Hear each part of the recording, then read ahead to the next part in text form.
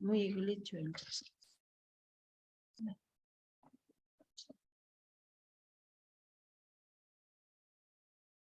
मैं पे चा पी रही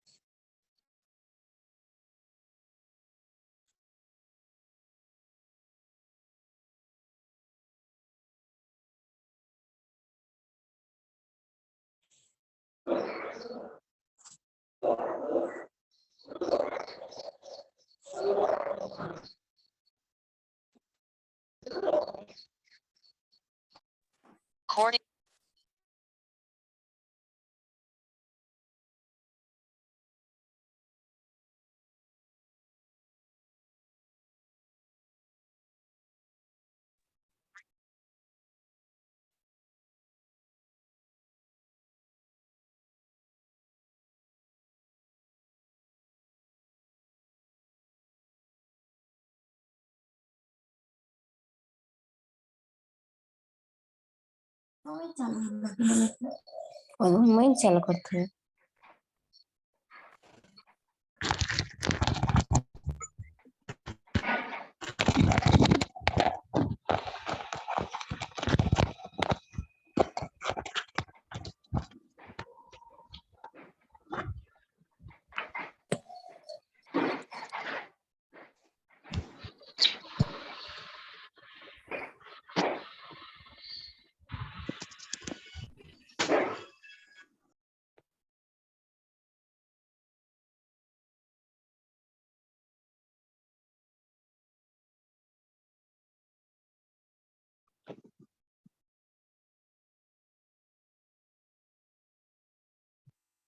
આજે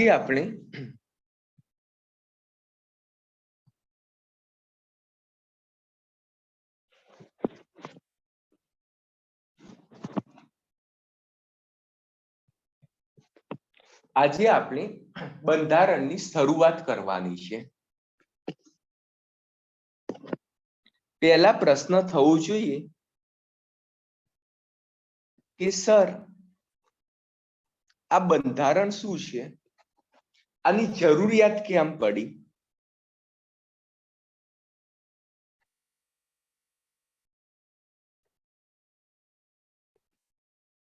ભાઈ બંધારણ શું છે અને એની જરૂરિયાત કેમ પડી, આ દરેકના મનમાં પ્રશ્ન હોય છે। દરેકના ગમે ત્યાં લાઈફમાં હોય સાંભળ્યું હશે કે ભાઈ ભારતના બંધારણની અંદર આ વસ્તુ લખેલી છે, તો પહેલા બેઝિક તો ખબર હોવી જોઈએ કે ભાઈ ભારતનું બંધારણ શું છે। તો બંધારણ એ દેશનો સર્વોચ્ચ કાયદો છે। ભાઈ બંધારણ છે એ દેશનો સર્વોચ્ચ કાયદો છે। જ્યારે કોઈ વસ્તુ સર્વોચ્ચ હોય તો આપણે એની હાવ એનું પાલન કરવું પડે। સિમ્પલ વસ્તુ છે, જેમ કે તમારા ઘરે હોય તો પપ્પાનું ચાલતું હોય તો પપ્પાએ કીધું એ સર્વોચ્ચ કાયદો થઈ ગયો। પછી એના નીચે કોઈ અલગ અલગ તમારા મમ્મી પણ કાયદા બનાવે, તમારો ભાઈ પણ કાયદા બનાવે, એ બધાના કાયદામાં જો ક્રેશ થાય તો ભાઈ બંધારણનો જ કાયદો ચાલે। એટલે ટૂંકમાં શું છે કે આપણા બંધારણની અંદર જે પણ જોગવાઈ કરવામાં આવી છે એ દેશનો સર્વોચ્ચ કાયદો છે બંધારણ। હવે બંધારણમાં કેવું હોય કે બંધારણની અંદર બંધારણ વાદનો પણ સમાવેશ થઈ જતો હોય છે। ભાઈ બંધારણની અંદર બંધારણ વાદનો સમાવેશ થઈ જતો હોય છે। અમુક ન થતું હોય કે સાહેબ બંધારણ વાદ એટલે શું, બંધારણ અને બંધારણ વાદ એટલે શું, એ અમને સમજાવો। તો બંધારણ વાદમાં દેશના જે સિદ્ધાંત છે, જે દેશમાં કાયદાનું શાસન ચાલી રહ્યું હોય, સત્તાનું વિકેન્દ્રીકરણ હોય,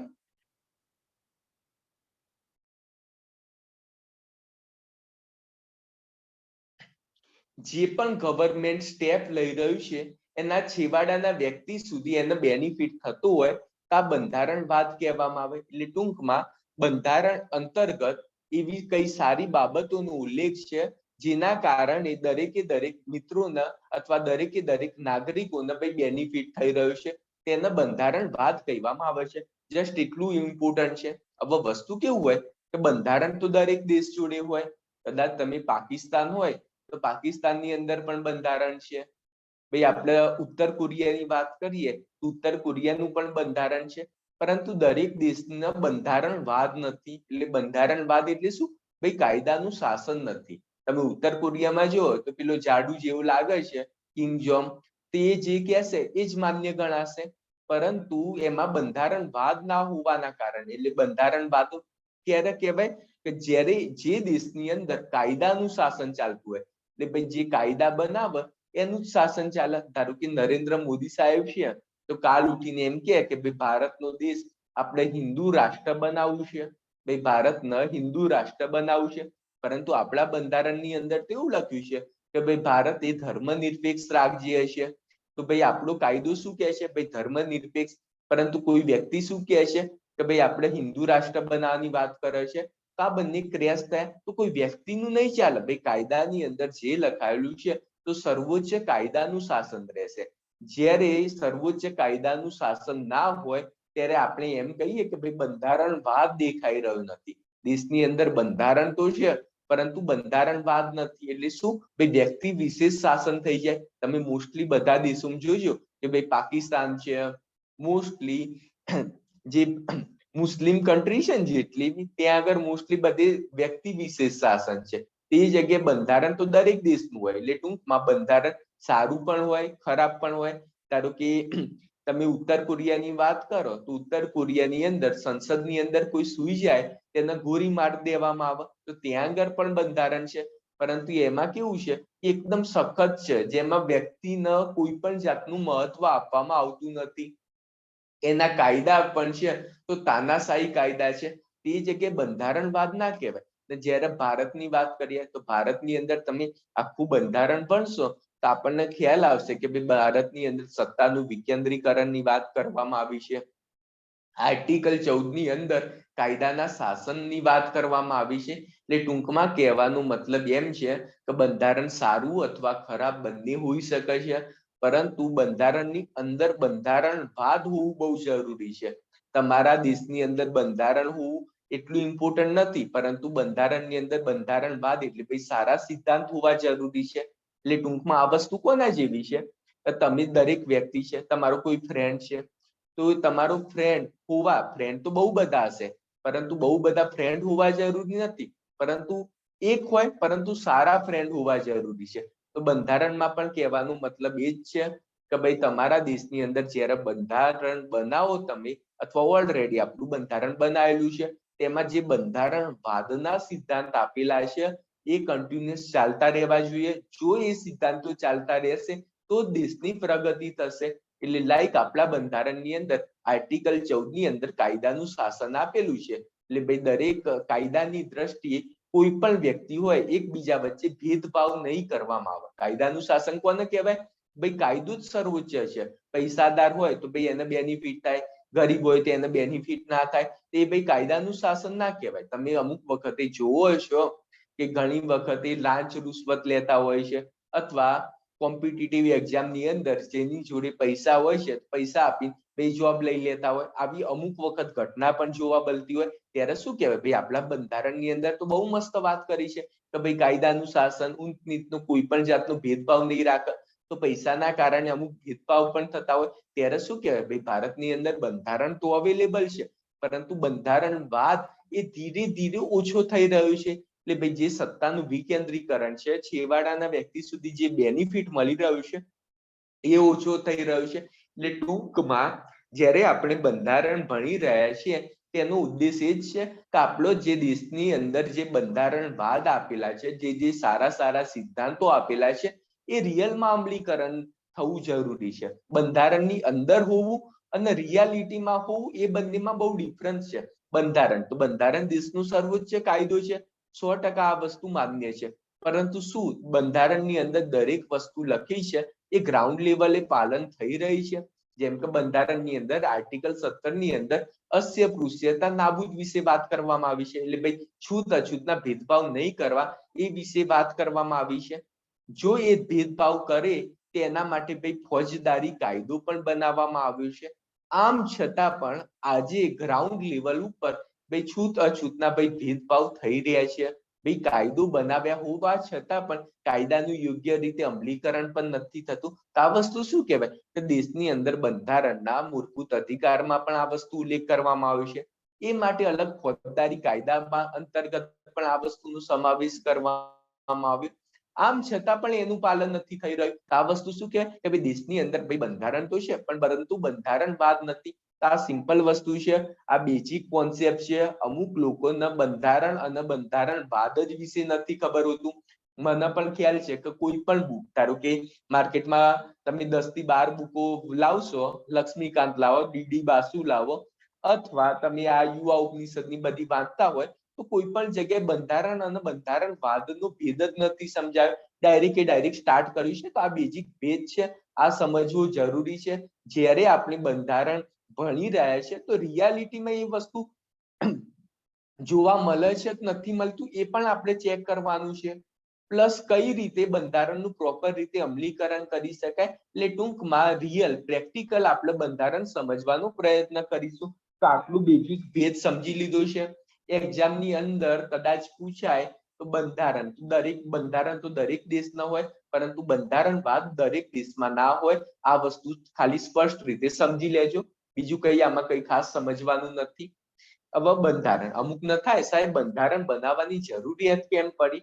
તો હવે સ્વાભાવિક વસ્તુ છે કે આટલા બધા વિશ્વમાં આટલા બધા દેશ છે. હવે દરેક દેશ વિશે આપણે ઇન્ફોર્મેશન મેળવવી હોય અથવા દરેક દેશના એકબીજાના દેશ વિશે ઇન્ફોર્મેશન મેળવવી હોય તેમને એ દેશમાં જવું પડશે. એ દેશની અંદર બહુ બધા કાયદા છે, એનો અભ્યાસ કરવો પડશે. આ બધી બહુ પ્રોસેસ બહુ લાંબી થઈ જતી હોય છે. પરંતુ બંધારણ એ સુસંગ્રહિત એક ગ્રંથ છે. એમાં દેશ વિશેની દરેક બાબત, દેશનું માઇન્ડસેટ શું છે, આ દરેક બાબત એક પુસ્તકની અંદર આવી જશે. કાલ ઉઠીને મારા અમેરિકા વિશે અભ્યાસ કરવો છે, ભાઈ અમેરિકા દેશ કેવો છે એના વિશે અભ્યાસ કરવો છે, તો મારા અમેરિકા જવાની જરૂરિયાત નથી. હું માત્ર ને માત્ર અમેરિકાનું બંધારણનું પુસ્તક વાંચી લઈશ તો મને આઈડિયા આવી જશે કે વાહ અમેરિકા દેશ તો આટલો મસ્ત છે. અથવા હું પાકિસ્તાન, તો મારા પાકિસ્તાનમાં જવાની જરૂરિયાત નથી. હું માત્ર ને માત્ર બંધારણ વાંચી લઈશ. બંધારણમાં જોઈશ કે પાકિસ્તાનમાં માઇનોરિટીના અધિકાર કેવા મળી રહ્યા છે. પછી ખબર પડી ભાઈ પાકિસ્તાન તો ભાઈ માઇનોરિટીને કોઈ અધિકાર જ નથી આપતા. તો એના કારણે પછી મારે જોવા જવાની જરૂરિયાત નથી કે ત્યાં આગળ હિન્દુને ભાઈ સાચવતા હશે. ના જ સાચવતા હોય, કેમ કે બંધારણની અંદર જ એમને કોઈ માઇનોરિટીના અધિકાર નથી આપ્યા. તો ત્યાં આગળ બાપરા હિન્દુ હોય અથવા શીખ હોય અથવા બૌદ્ધ હોય, એમની જોડે ભાઈ અન્યાય થતું હોય, શોષણ થવાનું છે. તો આપણને આ વસ્તુ ક્યાંથી ખબર પડે છે કે ભાઈ એમના બંધારણમાં જ ઉલ્લેખ નથી. હવે આપણે ઉત્તર કોરિયાનું બંધારણ વાંચીએ તો સંસદમાં કોઈ ઊંઘી જાય તેમને ગોળી મારી દેવાની. આ બધા જેવા એકદમ કડક રૂલ્સ હોય તો આપણે ભાઈ જવાની જરૂરિયાત નથી. આપણને ખબર પડી જાય કે ભાઈ ઉત્તર કોરિયા એટલે ભાઈ તાનાશાહી ત્યાં આગળ શાસન ચાલે છે. આ વસ્તુ આપણને ક્યાંથી ખબર પડે છે? બંધારણથી. જેમ કે ભારતનું બંધારણ, આપણે ભારતનું બંધારણ વાંચીએ તો મૂળભૂત અધિકાર વાંચીએ તો આપણને વાંચીએ તો ખ્યાલ આવે ભાઈ સમાનતાનો અધિકાર છે, સ્વતંત્રતાનો અધિકાર છે, શોષણ સામેનો અધિકાર છે, ધાર્મિક સ્વતંત્રતાનો અધિકાર છે. આ રીતે મસ્ત આપણને અધિકાર પ્રાપ્ત થયેલા છે. આના પરથી બીજા દેશવાળાને પણ આઈડિયા આવી જાય કે ભાઈ ભારતની અંદર આપણે જઈશું તો આપણને આટલા બધા અધિકાર મળશે. ભારતની જો નાગરિકતા લઈશું તો આપણને આટલા બધા બેનિફિટ મળશે. એટલા માટે શાંતિથી આપણે કોઈ એક બંધારણનું પુસ્તક વાંચી લઈએ, તે દેશ વિશે આપણને સંપૂર્ણ ઇન્ફોર્મેશન મળી જાય. તેના આધારે આપણને આઈડિયા આવી જાય કે એ દેશનું માઇન્ડસેટ કેવું છે. નહીં તો તમને ખ્યાલ હોય કે ભાઈ કોઈ ધાર્મિક કટ્ટર દેશ હોય તો પછી ત્યાં આગળ જવું હોય તો પછી સ્વાભાવિક છે એનું બંધારણ વાંચે આપણને ખબર પડી જાય કે અહીં આગળ જવા જેવું નથી, તો તમે એને ટાળી દો. સમજે? પછી એ વસ્તુ જોવા જે જગ્યાએ જવું ના હોય પછી ડોક્યા કરવા ના જવાય. પછી અથવા કોઈ બી દેશ વિશે અથવા કોઈ જગ્યા વિશે ખ્યાલ જ ના હોય તો ડાયરેક્ટ એ જગ્યા પર પહોંચી ના જવાય. કેમ કે એના પૂરતો અભ્યાસ જરૂરી છે ને બંધારણ દ્વારા જ એ અભ્યાસ આપણને પ્રાપ્ત થતો હોય છે. તમે જોયા હશે કે ઘણા બધા દેશના ઇન્ડેક્સ બહાર પડતા હોય છે. તમે અવારનવાર જોયું હશે કે યુનાઇટેડ નેશન્સ દ્વારા ઘણા બધા ઇન્ડેક્સ બહાર પાડવામાં આવતા હશે. માનવ વિકાસ સૂચકાંક, આ બધા સૂચકાંક હોય તેમાં પણ ઘણું બધું ભાઈ જે સહારો હોય છે એ બંધારણનું લેવામાં આવે છે. બંધારણનું ખરેખર પાલન કેટલું થઈ રહ્યું છે એના આધારે ભાઈ વાત કરવામાં આવે છે. હવે એક વસ્તુ સમજો કે ભાઈ ભારતના બંધારણની અંદર આર્ટિકલ 19 ની અંદર વાણી સ્વાતંત્રતાનો અધિકાર વિશે વાત કરવામાં આવી છે. તો ગ્રાઉન્ડ રિયાલિટી જોઈએ તો ફ્રીડમ ઓફ સ્પીચ ઇન્ડેક્સ છે એમાં ભારતનું રેન્ક તો બહુ પાછળ છે. ભાઈ જે ફ્રીડમ ઓફ સ્પીચ ઇન્ડેક્સ છે એમાં તો ભારતનું રેન્ક જોશો તો તમને એકદમ પાછળ જોવા મળશે. તો આનો મતલબ શું થાય કે ભાઈ ભારતના મૂળભૂત અધિકારની અંદર વાણી સ્વાતંત્રતાનો અધિકાર, એની અંદર પ્રેસ સ્વાતંત્રતાનો અધિકાર પણ આપેલો છે, પરંતુ ગ્રાઉન્ડ લેવલે તો એટલું અમલીકરણ નથી થતું ને. એટલા માટે દિવસે દિવસે બંધારણનો વિકાસ પણ થતો હોય. એટલે એવું નથી કે બંધારણ એક સર્વોચ્ચ કાયદો એ બંધારણ બનાવી દીધો, પરંતુ દિવસે દિવસે સુપ્રીમ કોર્ટના જજમેન્ટ આવે એ બંધારણની બ્રોડ ડેફિનેશન થાય. એટલે સમજો કે પહેલા બંધારણ જ્યારે બન્યું હતું ત્યારે આર્ટિકલ 19 અંતર્ગત માત્ર વાણી સ્વાતંત્રતાનો જ અધિકાર આપેલો હતો. એ આર્ટિકલ 19 અંતર્ગત વાણી સ્વાતંત્રતાનો અધિકાર છે. હવે જેમ જેમ ભાઈ સંશોધન થાય ત્યારે મીડિયા આવ્યું, પ્રેસ આવ્યું, એ બધું. હવે પ્રશ્ન આપણા મનમાં એ ઉભો થયો કે ભાઈ આપણા બંધારણની અંદર તો માત્ર ને માત્ર વાણી સ્વાતંત્રતાનો અધિકાર આપવામાં આવ્યો છે, મીડિયા અને પ્રેસ સ્વાતંત્રતાનો અધિકાર આપવામાં જ નથી આવે. તો હવે આપણે શું કરીશું? હવે આપણે શું ખરેખર વાણી આ જે મીડિયા અને પ્રેસ સ્વાતંત્રતાનો અધિકાર છે તો આપણે આ વસ્તુ સુપ્રીમ કોર્ટમાં લઈ જવાનું કે ભાઈ સુપ્રીમ કોર્ટને કહેવાનું કે પપ્પા બંધારણની અંદર એવું લખ્યું છે કે વાણી સ્વતંત્રતાનો અધિકાર છે, તો શું વાણી સ્વતંત્રતાના અધિકાર પ્રેસ સ્વતંત્રતાનો અધિકાર આવી જાય? તો ના આવે. સુપ્રીમ કોર્ટ આ રીતે કેસ ચાલે. તમે ઘણા બધા કેસ જોયા હશે. આપણે જે CDPO બેચ હતી તેમાં વિશાખા ગાઈડલાઈન વર્સિસ ભારત સંઘ, આ ટાઈપના અલગ અલગ કેસ પણ આપણે જોયા હતા. આ રીતે કેસ થાય ને એમાં જજમેન્ટ આવે કે બેટા વાણી સ્વાતંત્રતાના અધિકારની અંદર જ પ્રેસ સ્વાતંત્રતાનો અધિકારનો સમાવેશ થાય છે. એટલે તું પ્રેસમાં કંઈ પણ લખ તેના અંતર્ગત કોઈ પણ પ્રકારની કાર્યવાહી ના થઈ શકે. આના પરથી શું થયું કે બંધારણમાં પહેલા માત્ર ને માત્ર વાણી સ્વાતંત્રતાનો અધિકાર હતો, તો જોડે વસ્તુ એડ થતું ગયું. આનો મતલબ કહેવાનો મતલબ એ જ છે કે અમુક લોકોના મનમાં એવું હોય કે બંધારણ તો ભાઈ એક સ્ટેબલ લખાઈ ગયું છે, તે રીતે ના હોય. સુપ્રીમ કોર્ટ એના ફાઇનલ વ્યાખ્યાયિત કરતું હોય. જે બંધારણ લખાયું છે તેનું ફાઇનલ અંતિમ વ્યાખ્યાયન કરવાનું કામ કોનું છે? ભાઈ અંતિમ સમજાવવાનું કામ કોનું છે? તો સુપ્રીમ કોર્ટનું છે. ભાઈ સર્વોચ્ચ સત્તા હોય એ સુપ્રીમ કોર્ટ પાસે છે બંધારણને સમજાવવાની. બંધારણનું પ્રોપર રીતે અર્થઘટન કરવાની સત્તા સુપ્રીમ કોર્ટ પાસે હોય. બંધારણ વાળા જે બંધારણ બનાવ્યું છે તેમનો ઉદ્દેશ શું રહ્યો હશે તે પ્રમાણે. એટલે આ બેઝિક સમજ છે. મોસ્ટલી આ વસ્તુ સમજ ના હોવાના કારણે ઘણા બધાના આખું બંધારણ પતી જાય કે શું આવ્યા, ક્યાંથી શું ગયું, એ કોઈ પણ પ્રકારનો આઈડિયા નથી આવતો. તો આટલી બેઝિક ઇન્ફોર્મેશન નોટ ડાઉન કરવી હોય તો નોટ ડાઉન કરી લેજો. આ દરેકે દરેક વસ્તુ. હવે આપણે આમુખની વાત કરીએ છીએ.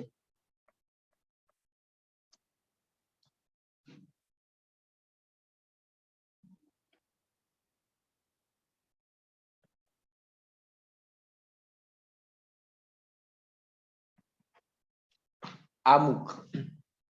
હવે આમુખ વિશે તો ઘણી બધી વાત છે. કનૈયાલાલ મુનશીએ આમુખને ભાઈ જન્મ કુંડળી કીધેલી છે.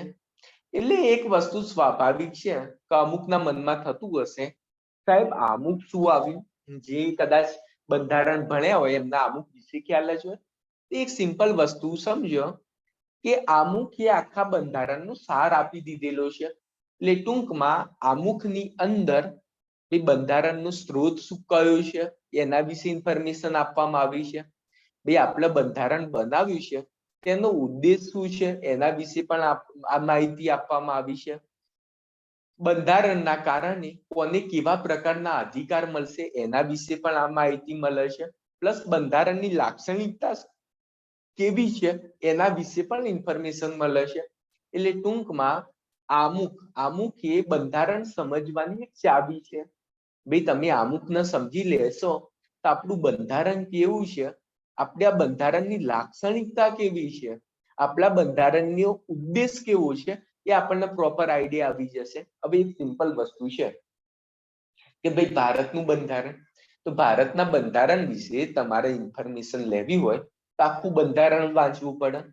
પરંતુ આપણી જોડે એવો કોઈ ટાઈમ નથી કે ભારત વિશે આખું બંધારણ વાંચીએ. તે માટે આમુખ બનાવવામાં આવ્યું છે. એટલે આમુખ બનાવવાનો મુખ્ય ઉદ્દેશ શું છે કે ભાઈ ભારતના બંધારણનું હૃદય કેવું છે, ભાઈ ભારતના બંધારણનો આત્મા કેવો છે, ભારતનું બંધારણ બનાવવામાં આવ્યું તે એનો પાછળનો ઉદ્દેશ શું હતા, ભારતના બંધારણની લાક્ષણિકતા શું. હવે એક વસ્તુ સિમ્પલ સમજો કે તમારા મનમાં એવો પ્રશ્ન થાય કે ભાઈ બંધારણ કેમ બનાવવામાં આવે. આ પણ પ્રશ્ન થવું જરૂરી છે. જ્યારે તમે કોઈ પણ વસ્તુ વાંચતા હોય ત્યારે બંધારણ બનાવવાની જરૂરિયાત કેમ પડી. તો તમને ખ્યાલ હશે કે પહેલા તો દરેક આદિમાનવની જેમ ભટકતું જીવન લોકો જીવતા હતા. બે આદિમાનવ કેવું છે, બે આડીધડ કઈ ઠેકાણું ના હોય. આજે કોઈ અલગ જંગલમાં તો બીજા દિવસે કોઈ અલગ જંગલમાં. એટલા માટે બે આદિમાનવ ભાઈ ભટકતું જીવન જીવતા હોય. જ્યાં ભટકતું જીવન જીવતા હોય ત્યાં આગળ કોઈ પણ જાતનું બંધારણની જરૂરિયાત ના પડે. પરંતુ ઈસવીસન પૂર્વે 6000 એવું માનવામાં આવે છે કે ભાઈ મેહરગઢમાં ખેતીના પુરાવા મળ્યા. એટલે ભાઈ ખેતીની શોધ થઈ. ખેતીની શોધ થવાના કારણે શું થાય કે જે આદિમાનવ ખોરાકના કારણે ભટકતું જીવન જીવતા હતા, ભાઈ એમને સ્ટેબિલિટી પ્રાપ્ત થઈ. ભાઈ કોઈ એક જગ્યાએ રહી ભાઈ જીવન જીવવા લાગ્યા. કોઈ એક જગ્યાએ રહી જીવન જીવવા લાગ્યા. હવે બધા લોકો જ્યારે એક આખો સમૂહ એક જગ્યાએ રહેવા માંડે ત્યારે શું થાય, ભાઈ સમાજનો ઉદ્ભવ થાય. પછી ધીરે ધીરે સમાજ હોય તો સમાજના નિયમો હોય, રૂલ્સ રેગ્યુલેશન હોય, આ દરેકે દરેક વસ્તુનો ઉદ્ભવ થાય. પરંતુ તમને ખ્યાલ હોય કે સમાજની અંદર કેવી ઘટના બને, જે બળવાન હોય એનું બધું ચાલે, પરંતુ જે બાપરા નબળા હોય એ લોકોનું શોષણ થાય. ભાઈ આ નિયમ જ છે કે જે બળવાન લોકો હોય છે એ નબળા લોકોને દબડાવવાના જ છે, મારવાના જ છે. તો આ વસ્તુ ના બને એટલા માટે હવે નબળા લોકોના મનમાં પ્રશ્ન થાય કે હું તો 1 લાખ રૂપિયા કમાઉં છું, પરંતુ જે જબરા લોકો છે, જે મજબૂત લોકો છે, જે ખતરનાક લોકો છે, મારફાડમાં મજબૂત છે, એ મારા 1 લાખ રૂપિયા તો લઈ જાય છે અથવા 90,000 રૂપિયા લઈ જાય છે. તો મને શું બેનિફિટ. તો આના કારણે જે નબળા લોકો ઉપર જે હિંસા થતી હતી, એમનું શોષણ થતું હતું, એને અનુલક્ષીને એક રાજ્યનો ઉદ્ભવની જરૂરિયાત પડી. ભાઈ રાજ્યનું કોન્સેપ્ટ આવ્યું. એટલે ટૂંકમાં એવો એક કોન્સેપ્ટ આવ્યો કે ભાઈ રાજ્ય હોવું જોઈએ ને રાજ્ય પાસે સત્તા હોવી જોઈએ કે જે રાજ્ય એક નિયમ અધિનિયમ બનાવશે એના અંતર્ગત આખા સમાજનું કલ્યાણ થશે. એટલે ટૂંકમાં નબળા લોકોની જોડે કોઈ પણ પ્રકારનું અન્યાય ન થાય એ માટે ભાઈ રાજ્યનું કોન્સેપ્ટ આવ્યું. આ બંધારણ કેમ બનાવવામાં આવે છે કે બંધારણ બનાવવાનો ઉદ્દેશ જ એ છે કે નબળા લોકોના જે સશક્ત લોકો છે અથવા અમીર લોકો છે તેમનું શોષણ ના કરે, એમના હકોનું પણ સિંચન થાય, એમને પૂરતા અધિકાર પ્રાપ્ત થાય. ટૂંકમાં એ ગરિમાપૂર્વક જીવન જીવી શકે. ભાઈ દરેક વ્યક્તિ ભાઈ ગરિમાપૂર્વક જીવન જીવી શકે એટલે ભાઈ રાજ્યનું કોન્સેપ્ટ આવ્યું ને રાજ્યના કોન્સેપ્ટ અંતર્ગત જ ભાઈ બંધારણ બનાવવામાં આવ્યું. ને એ બંધારણ અંતર્ગત ભાઈ દરેક વ્યક્તિના કયા નિયમનું ફોલો કરવા પડશે એના વિશે વાત કરવામાં આવી. જો કોઈ શક્તિશાળી વ્યક્તિ નબળા વ્યક્તિ ઉપર કોઈ પણ પ્રકારનું અત્યાચાર કરશે તો ભાઈ બંધારણ અંતર્ગત એના રિલેટેડ પણ કાયદા ઉમેરવામાં આવ્યા અને એના માટે સજાની પણ જોગવાઈ કરવામાં આવી. આના પ્રમાણે તમને પ્રોપર રીતે આઈડિયા આવી ગયો કે ભાઈ રાજ્યનું મેન કામ શું છે, નબળા લોકોનું ભાઈ રક્ષણ કરવાનું. એને અનુલક્ષીને ભાઈ બંધારણનો ઉદ્ભવ થયો છે. જો આ ટાઈપના દરેક વ્યક્તિ જો સારા જ હોત, રામ રાજ્ય હોત તો પછી બંધારણનો કોઈ પ્રશ્ન જ નહોતો. બંધારણ બનાવવાની જરૂરિયાત જ કેમ પડે. એક વસ્તુ સિમ્પલ સમજો કે શાસનની અંદર કંઈ પણ ના હોય. અમુક લોકો પાછું એવું સમજતા હોય કે ભાઈ આ બધું શાસન ને એ બધું બહુ અલગ કોમ્પ્લિકેટેડ લેંગ્વેજ છે. ભાઈ શાસનની અંદર આખું બંધારણ છે, એમાં કોઈ પણ વસ્તુ કંઈ પણ નથી, ખાલી માત્ર ને માત્ર આપણે સત્તા જ આપેલી છે. સિમ્પલ સમજો કે તમારા એરિયામાં અથવા તમે કોઈ શહેરમાં રહો છો, એમ સમજો કે તમે હિંમતનગર શહેરમાં રહો છો. હવે હિંમતનગર શહેરની અંદર બહુ જ બધા લોકો રહી રહ્યા છે ભાઈ, બહુ જ બધા લોકો રહી રહ્યા છે. હવે દરેક લોકોમાંથી અમુક લોકો જબરા છે, અમુક લોકો ભાઈ નિર્બળ છે.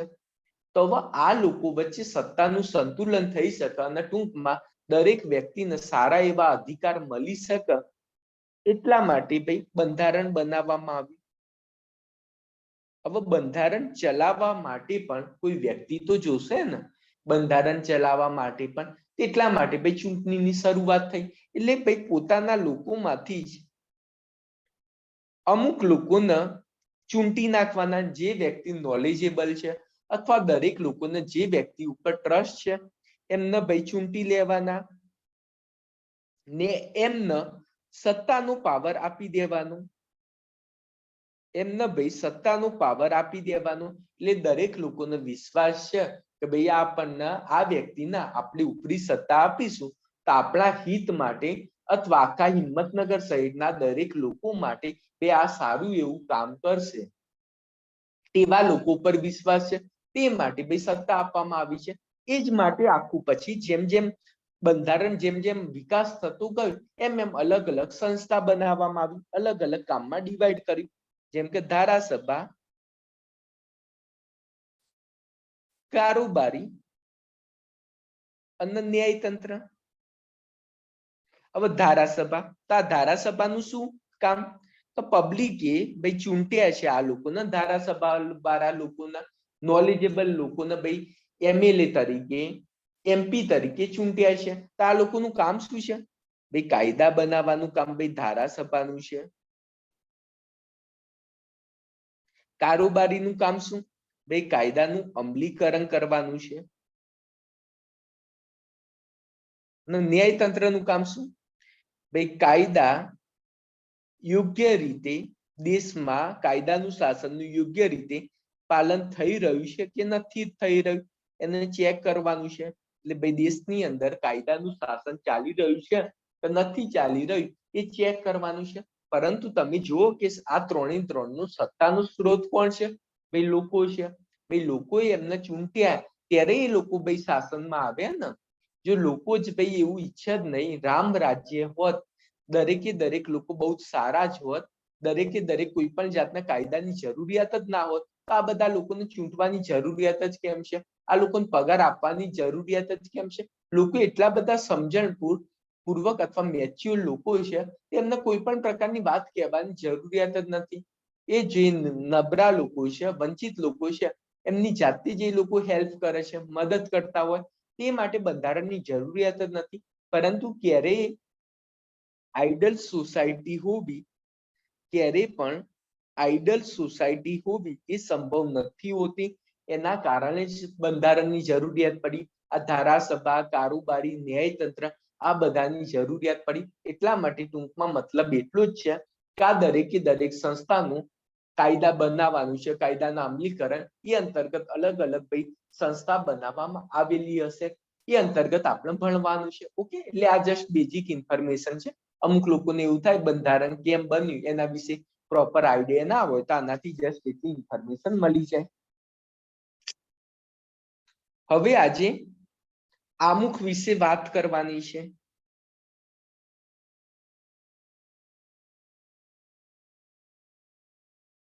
તો મેં ઓલરેડી વાત કરી કે આમુખ બનાવવામાં કેમ આવ્યું છે. આખું બંધારણ તમારા દરેક દેશનું વાંચવું ના પડે, માત્ર તમે આમુખ વાંચી લો એટલે આપણને આઈડિયા આવી જાય કે ભાઈ આ દેશની અંદર બંધારણની લાક્ષણિકતા શું છે, ભાઈ બંધારણ બનાવવા પાછળનો ઉદ્દેશ શું છે. આ દરેકે દરેક વસ્તુ આપણને આમુખથી આપણને પ્રાપ્ત થઈ જતી હોય છે. તો આપણે આમુખ વિશેના શબ્દ વિશે ઇન્ફોર્મેશન જોઈએ કે અમે ભારતના લોકો, અમે ભારતના લોકો, આ વસ્તુ શું થઈ? अब અમે ભારતના લોકો એટલે આના પરથી આપણને શેની ઇન્ફોર્મેશન મળે છે કે જે આ બંધારણ બનાવી રહ્યા છે એ ભારતના લોકો દ્વારા બનાવી રહ્યા છે. જે લોકો ભારતના જન્મભૂમિ, ભારતની જે ધરતી ઉપર જે રહી રહ્યા છે એ લોકો દ્વારા ભાઈ આ બંધારણ બનાવવામાં આવ્યું છે. તો અમે ભારતના લોકો ભારતને એક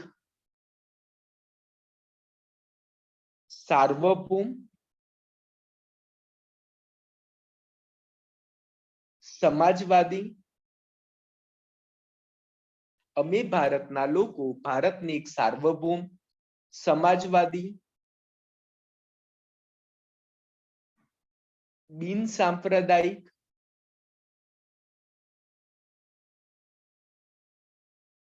લોકતાંત્રિક,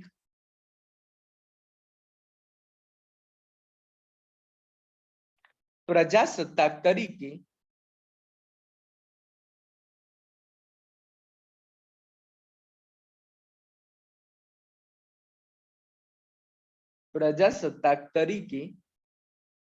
સંસ્થાપિત કરવાનું.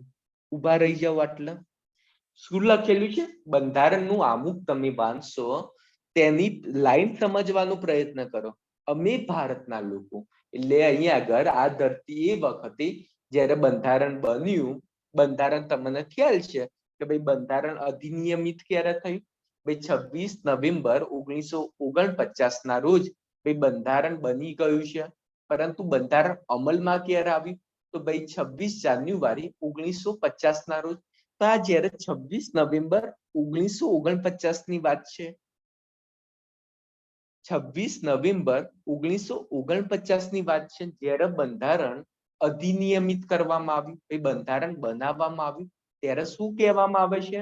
આમુખની અંદર શું લખવામાં આવ્યું છે? કે અમે ભારતના લોકો એટલે ભાઈ ભારતની ધરતી ઉપર જેટલા બી લોકો રહી રહ્યા છે તે અમે ભારતના લોકો એટલે ટૂંકમાં આ બંધારણ કોના દ્વારા બનાવવામાં આવ્યું છે? કોઈ વ્યક્તિ વિશેષ અથવા કોઈ સંસ્થા, કોઈ કોંગ્રેસ સંસ્થા એમના દ્વારા નથી બનાવવામાં આવ્યું. આ બંધારણ ભારતના તમામ લોકો દ્વારા બનાવવામાં આવ્યું છે. એટલે ભાઈ બંધારણનું શક્તિનો સોર્સ કોણ છે? ભાઈ ભારતના લોકો છે. તમે ભારતના લોકો ભારતને એક એટલે આ વસ્તુ શું છે? ભાઈ ભારતને એક એટલે ભારતને કેવું બનાવવા પ્રયત્ન કરી રહ્યા છે? કે ભાઈ આ લોકોનો ઉદ્દેશ શું છે? ભારતને એક એટલે ભાઈ આપણું ભારત દેશ છે એની લાક્ષણિકતા કેવી છે એના વિશે ઇન્ફોર્મેશન આપે છે કે ભાઈ ભારતની એક સાર્વભૌમ, ભારતની એક સાર્વભૌમ, સાર્વભૌમ કોને કહેવાય? કે જેના ઉપર કોઈ પણ બાહ્ય સત્તાનું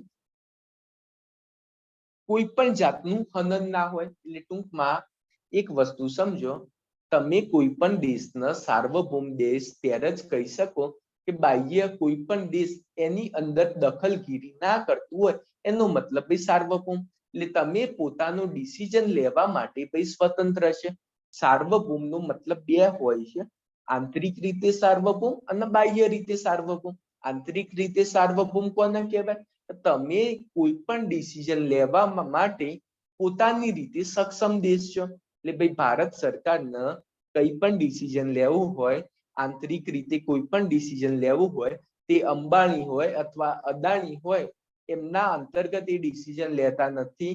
એમને જે વસ્તુ યોગ્ય લાગશે એ પ્રમાણે ડિસિઝન લેશે. તેમજ બાહ્ય ડિસિઝન એટલે બાહ્ય ડિસિઝન એટલે વિદેશ નીતિ રિલેટેડ ડિસિઝન. જેમ કે અત્યારે તમને ખ્યાલ છે કે રશિયા અને યુક્રેન વચ્ચે યુદ્ધ ચાલી રહ્યું છે, ત્યારે અમેરિકા કહી રહ્યું છે કે ભાઈ રશિયા જોડેથી કોઈએ પણ ક્રૂડ ઓઇલ ખરીદવું નહીં. ત્યારે ભારતે કીધું કે અમે તો ભાઈ સાર્વભૌમ દેશ છીએ. સાર્વભૌમ દેશનો મતલબ જ એ છે કે અમારી જોડે આંતરિક અથવા બાહ્ય ડિસિઝન લેવા હોય એ અમારી જાતે લઈશું, એમાં અમે કોઈ પણ દેશની દખલગીરી ચલવી નહીં લઈશું. તેને ભાઈ સાર્વભૌમ. એટલા માટે ભાઈ ભારત છે એ રશિયા જોડેથી ક્રૂડ ઓઇલ લેવાનું શરૂ જ રાખ્યું. જો ભારત સાર્વભૌમ દેશ ના હોત તો અમેરિકાએ કીધું હોય તે વસ્તુ માની લે, કેમ કે ભાઈ સાર્વભૌમ નથી, કેમ કે બાહ્ય ડિસિઝન લેવામાં અમેરિકા જેમ કે એ પ્રમાણે વર્તન કરે છે. પરંતુ ભારતમાં એવી વસ્તુ નથી. ભારત તો ભાઈ સાર્વભૌમ દેશ છે. એટલા માટે ભારત આંતરિક અને બાહ્ય ડિસિઝન લેવામાં સ્વતંત્ર છે. એટલે ટૂંકમાં ભારત દેશ અનગોઠેબલ છે. એટલે ભાઈ અનગોઠેબલ હોય એ કોઈ વ્યક્તિનું માને નહીં. અમુક છોકરીઓ હોય એ પણ એવી હોય, મમ્મી હોય તો પપ્પા હોય, કોઈનું માનતી ના હોય, એને શું કહેવાય? ભાઈ અનગોઠેબલ. તો સાર્વભૌમ પણ અનગોઠેબલ જેવું જ છે કે જે કોઈ પણ વ્યક્તિનું માન્યા વિના પોતાની જાતનું જે પણ યોગ્ય લાગશે એ ડિસિઝન લે એને ભાઈ સાર્વભૌમ કહેવાય. ઓકે, હવે એક્ઝામની અંદર એવો પ્રશ્ન પૂછાય સાર્વભૌમ એટલે શું? તો આવડી જશે ને? પછી એવું ના થાય ટીક કરવામાં ભૂલ થાય, આ ટાઈપના પ્રશ્ન પૂછાતા હોય છે. અમુક લોકો પાછું એવું હોય છે કે હવે સૌથી મોટું ગુજરાતમાં તકલીફ શું છે તમને ખબર છે? કે લોકો તલાટી અને જીપીએસસી વચ્ચે એટલો બધો ભેદ કરી દીધો છે ને, તો સાચું કહું કે મને અમુક વખત એવું લાગી રહ્યું હોય છે કે લોકો જેટલું જીપીએસસી માં વાંચ્યા વિના જીપીએસસી પાસ કરી દેતા હોય છે, એના કરતા વધુ મહેનત તો તલાટી અને બિન સચિવાલય વાળા સ્ટુડન્ટ કરતા હોય છે. મને નથી લાગતું કે જીપીએસસી વાળા દરેક સ્ટુડન્ટ 12 ને 14 કલાક વાંચતા હોય. તો 12 કલાક તો તમારે વાંચવું હોય તો 12 કલાકમાં તો તમે જીપીએસસી પાસ કરી નાખો. તલાટીમાં આટલી બધી જેટલી મહેનત કરો છો એટલી મહેનત જો તમે જીપીએસસી માં કરો તો જીપીએસસી ક્રેક કરી દો. પરંતુ જીપીએસસી નું એક હોપ કરાવી દીધું છે કે ના જીપીએસસી એટલી બધી હાર્ડ તો આપણાથી થાય જ નહીં. સ્ટેટમેન્ટ આવે ને સ્ટેટમેન્ટ એટલા માટે નથી આવડતા હોતા કે ક્યારેય તમે શબ્દ બંધારણ હોય તો શબ્દ અનુસાર તમે ક્યારે સમજ્યા જ નથી. તમે શબ્દ અનુસાર પ્રોપર રીતે સમજશો તો તમે આરામ રીતે સોલ્વ કરી દેશો. હવે એક વસ્તુ છે કે અમુક તલાટી વાળા પણ અહીંયા આગળ હોય અથવા અમુક ટેટાટ વાળા પણ હોય, તો તમે પંચાયત ભણે, પંચાયતી રાજ ભણે, તો તમને શું અલગ લાગ્યું? તમને એવું ક્યારેય લાગ્યું કે ભાઈ અમને ખબર નથી પડતી? એટલે સિમ્પલ વસ્તુ છે. અમુક લોકોએ ખાલી ભાઈ જીપીએસસી અને તલાટી એ બધા વચ્ચે એટલો મોટો ભેદ કરી દીધો છે કે અમારા માટે ભાઈ તલાટી વાળા માટે જીપીએસસી ની વાત જ ના કરે. આ બધા માર્કેટમાં ખોટા ભ્રમ છે, કઈ જ નથી. આ સિમ્પલ વસ્તુ છે. હવે તમને બંધારણ હું અમુક ચલાવી દઈશ, પછી તમને જીપીએસસી ના પ્રશ્ન બતાવીશ, તલાટીના પ્રશ્ન બતાવીશ, તમે જાતે સોલ્વ કરી દેશો. જે તલાટીની તૈયારી કરતો હશે એ પણ સોલ્વ કરી દેશે ને જીપીએસસી વાળો પણ સોલ્વ કરી દેશે. ખાલી માત્ર ને માત્ર ભેદ કરવામાં આવ્યા છે. માત્ર ને માત્ર સ્ટુડન્ટ જોડે લાઈક એવું હોય ને તો બીવડાવવાની વાતો કરતા હોય છે. અમુક વસ્તુ કેવું હોય કે અમુક લોકોની ટેવ જ હોય, વસ્તુ અંદર કઈ ના હોય પરંતુ એને મોટો હોપ કરી દે. જેમ કે યુપીએસસી ની વાત છે કે યુપીએસસી, હું એમ નથી કેતો યુપીએસસી બરોબર છે, હાર્ડ આવતું હોય, પરંતુ યુપીએસસી પણ એટલી બધી હાર્ડ નથી કે તમે એવું એનું વિચારી જ ના શકો, તમે પાસ ના કરી શકો. નો ડાઉટ મહેનત કરવી પડે. તમે એક વસ્તુ વિચાર કરો, સચિવાલય માટે 12 કલાક મહેનત કરો છો તમે, તે જ મહેનત તમે યુપીએસસી માટે, યુપીએસસી વાળો થોડો 20 કલાક વાંચતો હશે, એ પણ 12 કલાક વાંચે છે ને. તો બંને વસ્તુ, પરંતુ એ થોડું સમજીને વાંચતા હોય, એનું માર્ગદર્શન થોડું સારું એવું મળે, તે યુપીએસસી પણ પાસ કરી દે. એટલે ટૂંકમાં આ બધા લોકોની વાતોથી ડરી ના જાઓ, શાંતિથી ભણો, દરેક વસ્તુ આવડી જશે. ને તો લોકો તો તમને બનાવી જ જશે. એક વસ્તુ કેવું હોય, પોતાને ખબર ના હોય ને એટલા માટે કહે કે ભાઈ આ વસ્તુ ના આવતું હોય, આમ ના થતું હોય, એ બધી માર્કેટમાં વાતો હોય છે. એટલે શાંતિથી સમજજો, માર્ક્સ આવી જશે. કંઈ પણ ડાઉટ હોય તો મને પૂછી લેવાનું. ઓકે, આજે આપણે અમુકનો જે પોર્શન છે ને એટલું ખાલી સમજી લઈશું, કાલે અમુક ડિટેલ્સમાં ચલાવીશું, પરંતુ આજે અમુકની જે ટર્મિનોલોજી છે એ સમજવાની છે કે અમે ભારતના લોકો, ભારતને એક સાર્વભૌમ ખબર પડી ગઈ. હવે સમાજવાદી, હવે અમુક લોકોને થતું હોય સાહેબ સમાજવાદી એટલે શું? તો હવે એક વસ્તુ સમજો કે સમાજવાદી એટલે કે સમાજવાદનો આમ પ્રોપર મિનિંગ શું થાય કે જ્યાં આગળ ભાઈ સત્તા હોય એ સરકાર પાસે હોય, એટલે જે પણ ડિસિઝન લેવાની સત્તા હોય એ ભાઈ સરકાર પાસે હોય, એને ભાઈ સમાજવાદ કહેવાય. પરંતુ આપણા દેશની અંદર જે સમાજવાદ છે એક લોકતાંત્રિક સમાજવાદ છે.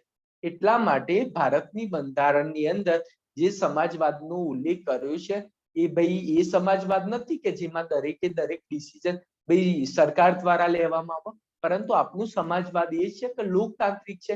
એટલે ભાઈ આપણા દેશની અંદર લોકોને પહેલા પ્રાયોરિટી રાખવામાં આવશે.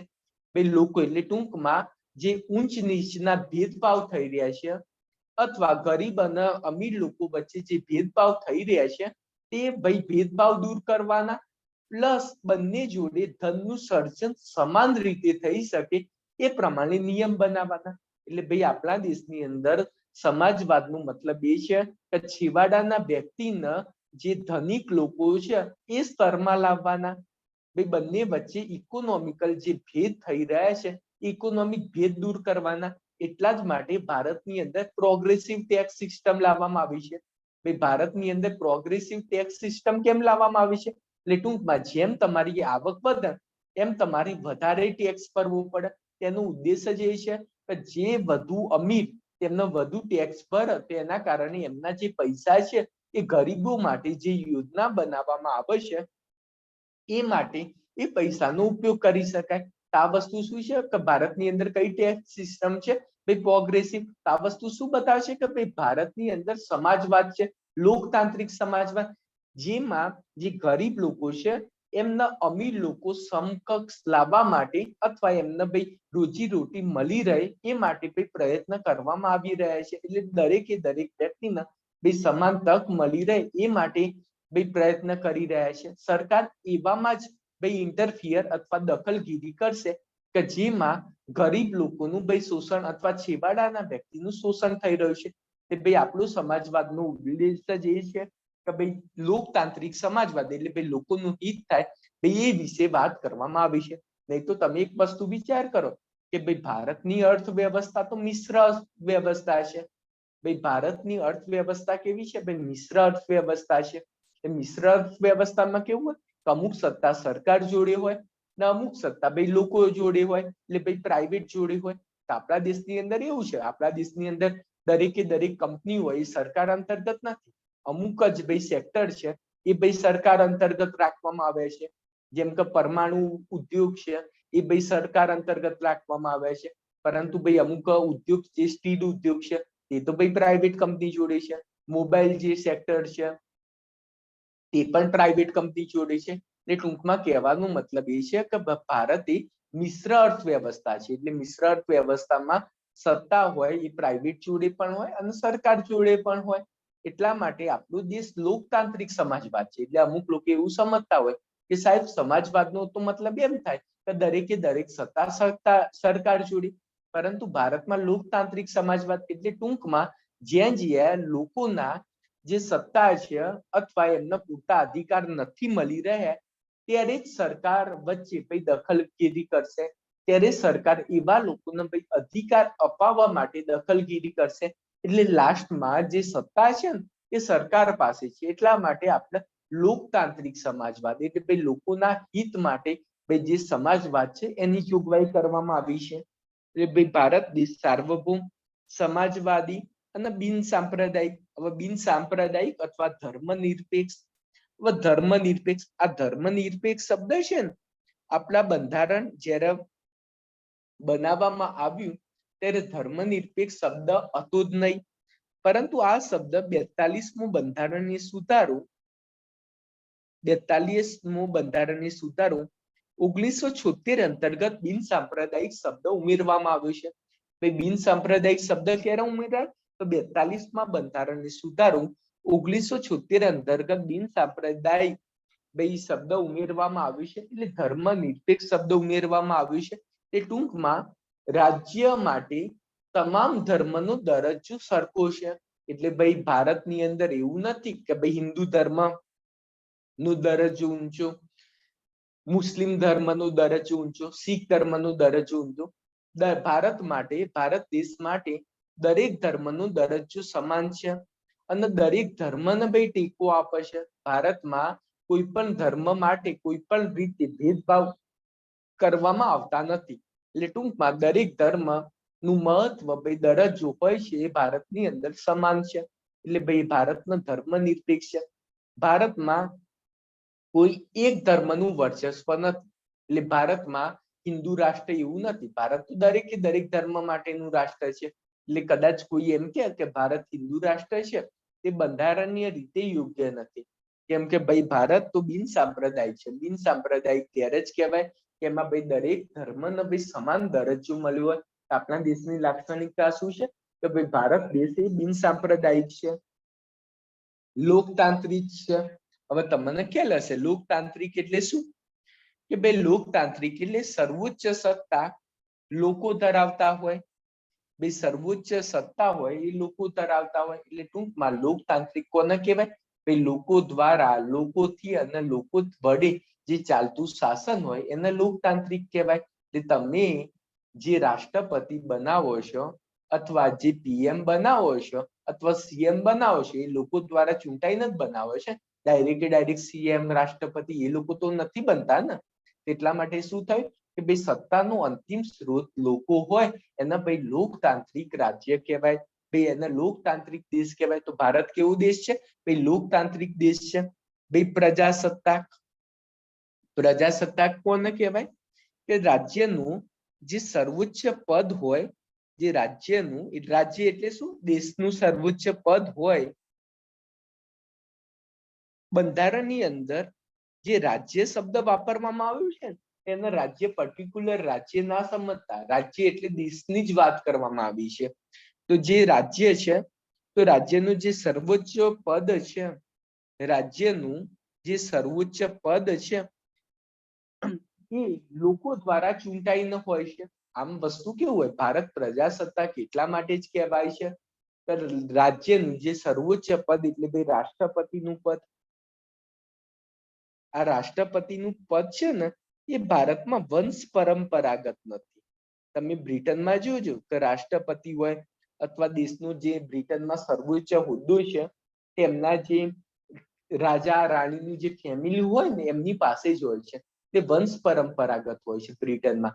એટલા માટે એ દેશ પ્રજાસત્તાક નથી. આપણો દેશ તો કેવું છે ભાઈ, આદિવાસી મહિલા દ્રૌપદીબેન એ પણ ભાઈ રાષ્ટ્રપતિ બન્યા. તો આ વસ્તુ શું બતાવે છે કે ભાઈ ભારતની અંદર કોઈ પણ વ્યક્તિ ભાઈ સર્વોચ્ચ પદ ધારણ કરી શકે છે. એટલા માટે આ સર્વોચ્ચ પદ એ વંશ પરંપરાગત નથી, એને પ્રજાસત્તાક દેશ કહેવાય. એટલે જે દેશની અંદર સર્વોચ્ચ પદ વંશ પરંપરાગત ના હોય એને પ્રજાસત્તાક દેશ કહેવાય. તો ભાઈ આપણા દેશની લાક્ષણિકતા શું છે કે ભાઈ આપણો દેશ એ પ્રજાસત્તાક પણ છે. હવે પ્રજાસત્તાક તરીકે સંસ્થાપિત કરવાનું, એટલે આમાં પહેલી બે લાઈન શું છે કે અમે ભારતના લોકો ભારતને એક સાર્વભૌમ, સમાજવાદી, બિનસાંપ્રદાયિક, લોકતાંત્રિક પ્રજાસત્તાક તરીકે સંસ્થાપિત કરવાનું. એટલે કયું? SSBLP તરીકે સંસ્થાપિત કરવાનું.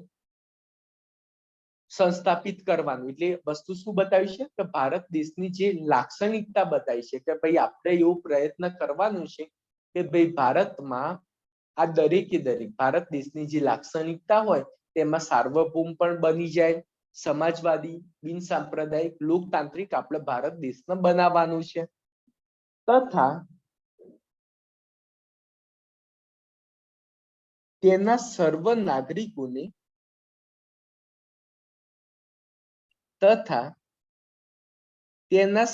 નાગરિકોને ન્યાય, સ્વતંત્રતા,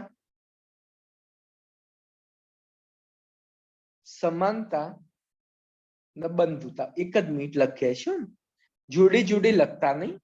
તથા તેના સર્વ નાગરિકને સામાજિક, આર્થિક, રાજકીય ન્યાય મળી રહે, વિચાર, અભિવ્યક્તિ, માન્યતા, ધર્મ અને ઉપાસનાની સ્વતંત્રતા મળી રહે, દરજ્જા અને તકની સમાનતા મળી રહે. એટલે હવે વસ્તુ શું બતાવે છે? હવે આ સેન્ટેન્સની અંદર શું વાત કરી છે કે તેના સર્વ નાગરિકના. હવે ઉદ્દેશ શું છે? અહીંયા આગળ આપણા બંધારણનો ઉદ્દેશ બતાવ્યો છે. આપણા બંધારણ બનાવવા પાછળનો ઉદ્દેશ શું છે કે તમામ નાગરિકને ન્યાય મળી રહે. ન્યાય એટલે કેવો ન્યાય? સામાજિક ન્યાય મળી રહે. સામાજિક ન્યાય એટલે શું કે ધર્મ, જાતિ, જ્ઞાતિ, લિંગના આધારે કોઈ પણ પ્રકારનો ભેદભાવ ના કરવામાં આવે એને સામાજિક ન્યાય કહેવાય. આર્થિક ન્યાય એટલે શું? ભાઈ પૈસાના કારણે ગરીબ અને અમીર વચ્ચે કોઈ પણ ભેદભાવ ના કરવામાં આવે એને આર્થિક ન્યાય કહેવામાં આવે છે. અને રાજકીય ન્યાય એટલે શું કે ભાઈ રાજ્યની અંદર જેટલા બી હોદ્દાઓ છે એમાં તમામ નાગરિકોનો ભાઈ સમાન અધિકાર છે, એને ભાઈ રાજકીય ન્યાય છે. એટલે ટૂંકમાં સરકારની અંદર નિમણૂક માટે દરેક નાગરિકો માટે ભાઈ સમાન અધિકાર જ છે, સમાન રાજનૈતિક અધિકાર મળેલા છે. એટલે ટૂંકમાં દરેક વ્યક્તિ જાહેર હોદ્દો મેળવવું હોય તે માટે ભાઈ સમાન તક પ્રાપ્ત થયેલી છે. કોઈ પણ વ્યક્તિ MLA MP બની શકે એ માટે કોઈ પણ જાતના ભેદભાવ કરવામાં આવ્યા નથી. એટલે ભાઈ રાજનૈતિક ન્યાય પણ આપવામાં આવેલું છે. આના પરથી આપણને શું છે કે ભાઈ ભારતના તમામ લોકો, તમામ નાગરિકના સામાજિક, આર્થિક અને રાજકીય ન્યાય મળી રહે. વિચાર, અભિવ્યક્તિ, માન્યતા, ધર્મ અને ઉપાસનાની સ્વતંત્રતા. એટલે કોઈ પણ વ્યક્તિને કંઈ પણ વિચારવું હોય તો ભાઈ વિચારવાની સ્વતંત્રતા છે. અભિવ્યક્તિ કરવાની સ્વતંત્રતા છે. અભિવ્યક્ત કરવું હોય કંઈ પણ વસ્તુ એ પણ સ્વતંત્રતા છે. કોઈ વ્યક્તિની પોતાના ધર્મની અમુક માન્યતા હોય એ માન્યતાનું પણ પાલન કરવાની સ્વતંત્રતા છે. ધર્મ અને ઉપાસનાની પણ સ્વતંત્રતા છે. એટલે ભાઈ ઉદ્દેશ શું આપ્યો અહીં આગળ? ભાઈ દરેક નાગરિકને ન્યાય પણ મળ્યું, સ્વતંત્રતા પણ મળી. હવે સમાનતા, તો સમાનતા છે ની દરજ્જા અને તકની. દરેક વ્યક્તિના દેશની અંદર દરજ્જો અને તક બંનેની ભાઈ સમાનતા પ્રાપ્ત થયેલી છે. એટલે ભાઈ કોઈ વ્યક્તિ જોડે કોઈ પણ જાતનો ઊંચ નીચ હોય એનો કોઈ પણ જાતનો ભાઈ ભેદભાવ કરવામાં નહીં આવે. દરેક વ્યક્તિ બંધારણની દ્રષ્ટિએ સમાન છે. એ વિશે કોઈ પણ સમાજના કોઈ પણ વર્ગના ભાઈ વિશેષ અધિકાર વ્યવસ્થા ના હોય.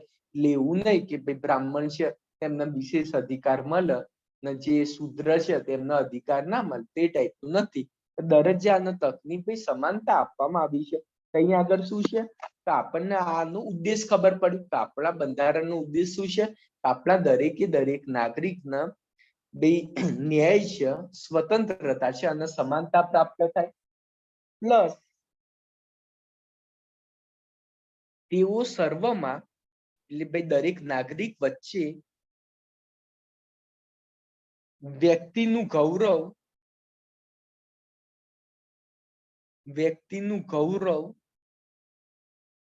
વ્યક્તિનું ગૌરવ અને રાષ્ટ્રની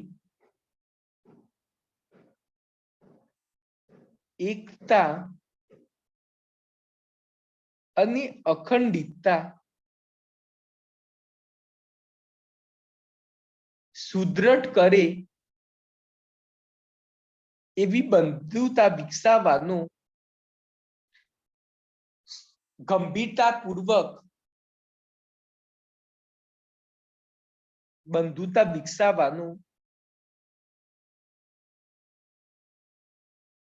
ગંભીરતાપૂર્વક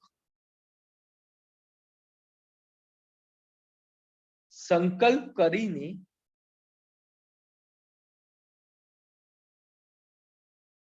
અમારી સંવિધાન સભા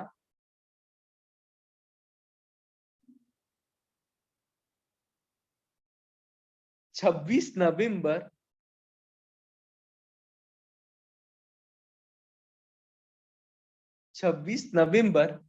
1949 ના રોજ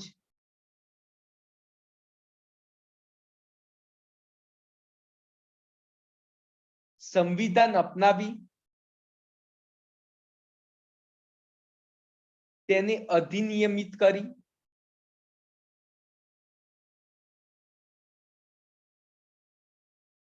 પોતાને અર્પિત કરીએ છીએ.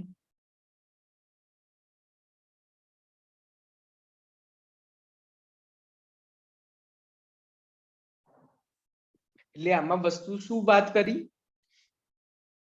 આટલું ખ્યાલ આવી ગયું કે તેના સર્વ નાગરિકના સામાજિક, આર્થિક, રાજકીય ન્યાય, વિચાર, અભિવ્યક્તિ, માન્યતા, ધર્મ, ઉપાસનાની સ્વતંત્રતા, દરજ્જા અને તકની સમાનતા પ્રાપ્ત થાય તેમ કરવાનું. એટલે ભાઈ દરેક નાગરિકના ન્યાય, સ્વતંત્રતા, સમાનતા પ્રાપ્ત થાય અને તેવું સર્વમાં વ્યક્તિનું ગૌરવ અને રાષ્ટ્રની એકતા અને અખંડિતતા, એટલે દરેક વ્યક્તિનું ગૌરવ જળવાય પ્લસ રાષ્ટ્રની એકતા અને અખંડિતતા, ભાઈ રાષ્ટ્રની એકતા અખંડિતતા સુદ્રઢ કરે તેવી બંધુતા વિકસાવવાનો ગંભીરતાપૂર્વક સંકલ્પ કરીએ છીએ. ભાઈ એટલે દેશમાં દરેક નાગરિક વચ્ચે ભાઈ બંધુતા જળવાય. એટલે ટૂંકમાં અમુક વખત કેવું બનતું હોય છે કે ભારતની અંદર, ભારત એ બહુ વિવિધતા ધરાવતો દેશ છે. સાંસ્કૃતિક બહુ બધી વિવિધતા જોવા મળે, ભાષામાં વિવિધતા જોવા મળે છે, ભાઈ ધર્મમાં વિવિધતા જોવા મળે છે, પહેરવેશમાં વિવિધતા મળે છે, ખાવામાં ભાઈ વિવિધતા જોવા મળે છે, રહેણી કરણીમાં ભાઈ વિવિધતા જોવા મળે છે, પ્રદેશ બદલાય એમ બોલીમાં પણ વિવિધતા જોવા મળે. તો આ ટાઈપની વિવિધતા વચ્ચે પણ રાષ્ટ્રની એકતા અને અખંડિતતા, એ રાષ્ટ્રની એકતા અને અખંડિતતા સુદ્રઢ કરે, એટલે ભાઈ આપણા દેશની એકતા અને અખંડિતતા જળવાઈ રહે એ ટાઈપની બંધુતા વિકસાવવાનું, ભાઈ બંધુતા વિકસાવવાનું ગંભીરતાપૂર્વક સંકલ્પ કરીએ છીએ. એટલે ભાઈ આપણું આમુખ છે એ વખતે જે 26 નવેમ્બર 1949 ના રોજ આપણા જે ભારતના આપણા જે પૂર્વજો છે એ લોકોએ સંકલ્પ કર્યો છે કે ભાઈ આપણા દેશની રાષ્ટ્રની એકતા અને અખંડિતતા જળવાઈ રહે એ માટે બંધુતા જાળવવા માટેનું એ લોકોએ ગંભીરતાપૂર્વક સંકલ્પ કર્યો છે. ભાઈ ગમે તેવી ઘટના બને, આપણા વચ્ચે પરસ્પર ગમે તેવા ઝઘડા થાય, પરંતુ આપણે બંધુતા ગુમાવવાની નથી. જો આપણે પરસ્પર બંધુતા ગુમાવી દઈશું તો આપણો આખો ભારત રાષ્ટ્ર ગુમાવી દઈશું. એક વસ્તુ સમજો કે રાજ્ય વચ્ચે બહુ જબરદસ્ત વિવાદ થઈ જાય તો કોઈ રાજ્ય અલગ દેશની માગણી કરી દે, આનાથી શું થાય કે ભાઈ આપણે ભારત એક અખંડ ભારત દેશ બનાવ્યું છે એ આખું કોન્સેપ્ટ જ ખોવાઈ જશે. એક દેશ તેવા રહી કે આપણે જોડે રહી જ નહીં શકીશું. જો દેશના નાગરિકો પરસ્પર સારી રીતે એકબીજા સાથે ના રહી શકે તે દેશનો વિકાસ જ નથી થવાનો. એટલા માટે આ બંધુતા બહુ જ જરૂરી છે.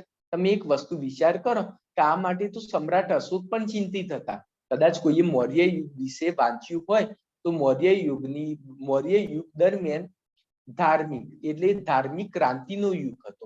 મૌર્ય યુગમાં જ્યારે સમ્રાટ અશોકનું શાસન ચાલ્યું હતું ત્યારે બહુ જ બધા ધર્મ નવા નિર્માણ થયા. તમને ખ્યાલ હશે કે પહેલા વૈદિક યુગ હતો, ભાઈ વૈદિક યુગ હતો, ત્યારબાદ વૈદિક યુગમાં જે ઉત્તર વૈદિક પિરિયડની અંદર જે બધી ખરાબ કુરિવાજો આવ્યા, બાળકીને દૂધ પીતી કરી દેવાની થી માંડી ભાઈ મહિલાઓ જોડે સારું એવું વ્યવહાર નહીં કરવાનું, શુદ્ર જોડે પણ અન્યાય થતા હતા, ઊંચ નીચના જે ભેદભાવ આવ્યા એના વિરુદ્ધમાં ભારત દેશની અંદર બહુ જ બધી ધાર્મિક ક્રાંતિ થઈ, બહુ જ બધા નવા ધર્મનો ઉદ્ભવ થયો હતો. એટલા માટે હવે એ વખત બહુ બધા નવા ધર્મનો ઉદ્ભવ થયો ત્યારે સમ્રાટ અશોકના મનમાં પણ પ્રશ્ન થયો હતો કે આ બહુ બધા નવા ધર્મ ઉદ્ભવ થયું છે તો અંદરો અંદર લડી મળશે. એટલા માટે સમ્રાટ અશોકે આખા સમગ્ર દેશમાં ભાઈ અભિલેખ કોતરણી કરી હતી. અભિલેખ કોતરણીની અંદર ભાઈ ધર્મ કરતા ધમને મહત્વ આપ્યું હતું. ધમ શું છે કે ભાઈ જે નૈતિક મૂલ્યો છે, તો આ નૈતિક મૂલ્ય જે આ સ્વતંત્રતા હોય, સમાનતા હોય, બંધુતા છે, તો આ બધું શું છે? એક નૈતિક મૂલ્યો છે. એટલે ટૂંકમાં ધર્મ મહત્વનો નથી પરંતુ નૈતિકતા મહત્વની છે. ભાઈ પરસ્પર જે બંધુતા છે એ મહત્વની છે. ધર્મ કરતા પણ દેશ છે એ વધુ મહત્વનું છે. આ સૌ પ્રથમ આ શીખ હોય એ આપણને સમ્રાટ અશોકે જ આપી હતી. આ જે બંધુતા વિકસાવવાનું જે પ્રયત્ન કરવામાં આવ્યું છે તેનો ઉદ્દેશ એ જ છે કે ભવિષ્યમાં રાજ્ય વચ્ચે, ધર્મ વચ્ચે, ભાષા વચ્ચે જે વિવિધતા ધરાવતા લોકો વચ્ચે છે કોઈ પણ જાતનો મતભેદ ના થાય.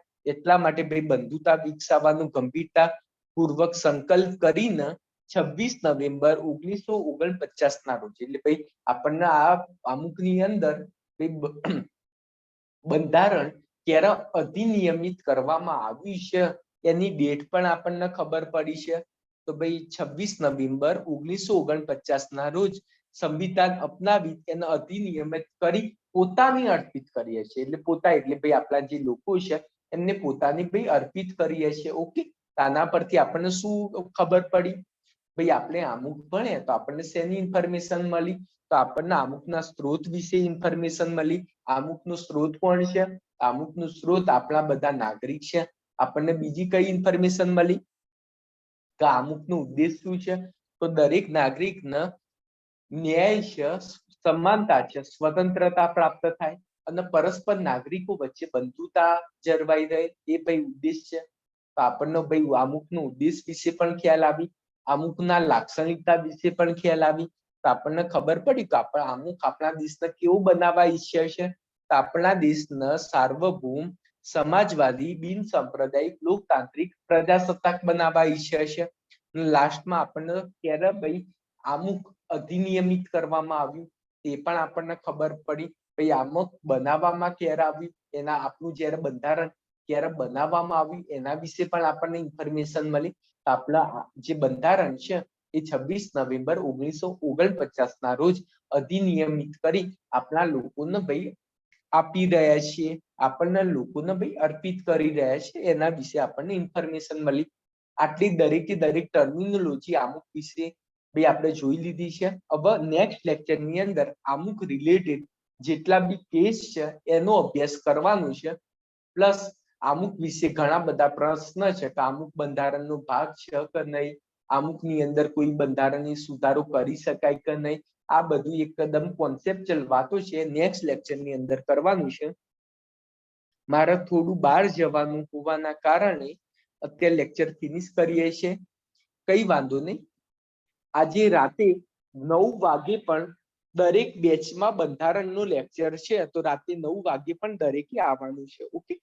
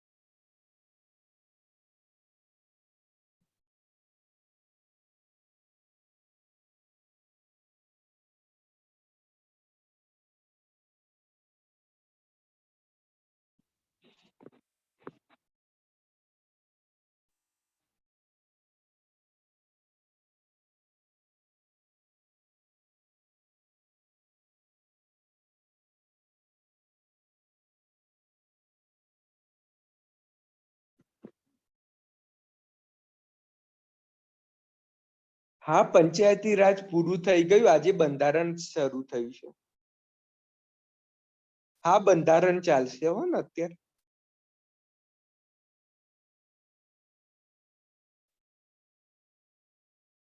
ચલો અનિરુદ્ધ સરને દરેક મેસેજ કરી દો કે જે પણ લેક્ચર બાકી હોય ને અપલોડ કરવાના તે અનિરુદ્ધ સર જ કરે છે તે માટે.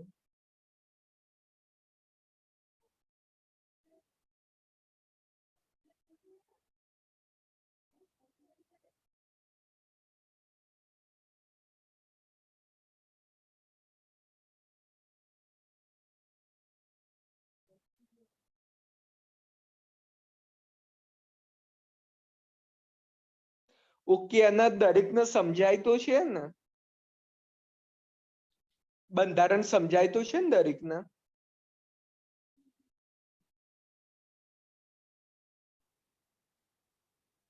ફર્સ્ટ ટાઈમ કોણ હતું? ફર્સ્ટ ટાઈમ કોણ આવ્યું હતું આજે?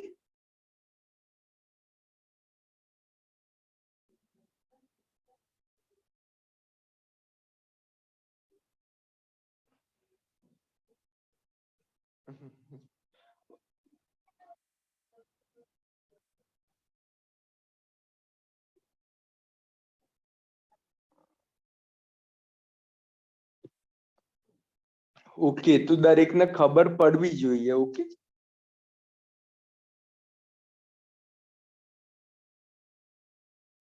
ને એક જ મિનિટ, આ હર્ષદભાઈ તમારા પેલી બુક લેવાની હતી ને જે કલ્ચરની, તો આજે એક ગાંધીનગર કદાચ તમારા કોઈ ફ્રેન્ડ હોય તો મોકલજો, તો આજે એ બુક પણ અપાઈ દઈશું. ઓકે.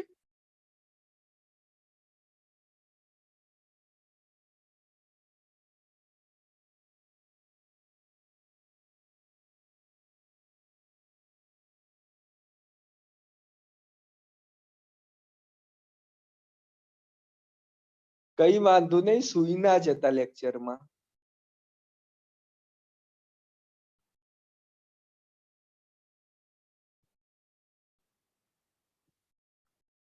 હવે આ વીક ની અંદર મેક્સિમમ બંધારણ ચાલશે, બંધારણ ફિનિશ કરી દઈશું. 10 દિવસની અંદર ગોલ છે બંધારણ પૂરું કરવાનું.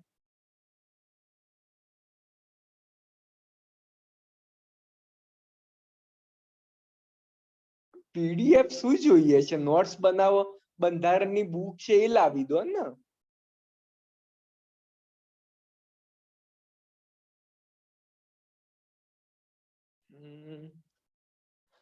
કોઈ પણ જગ્યાએ ખાલી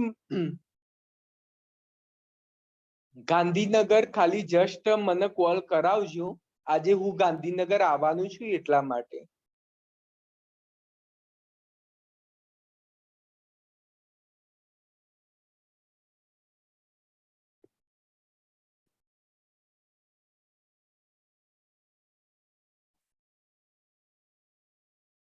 ઓકે, સારું, તો ચાલો ફિનિશ કરીએ છીએ.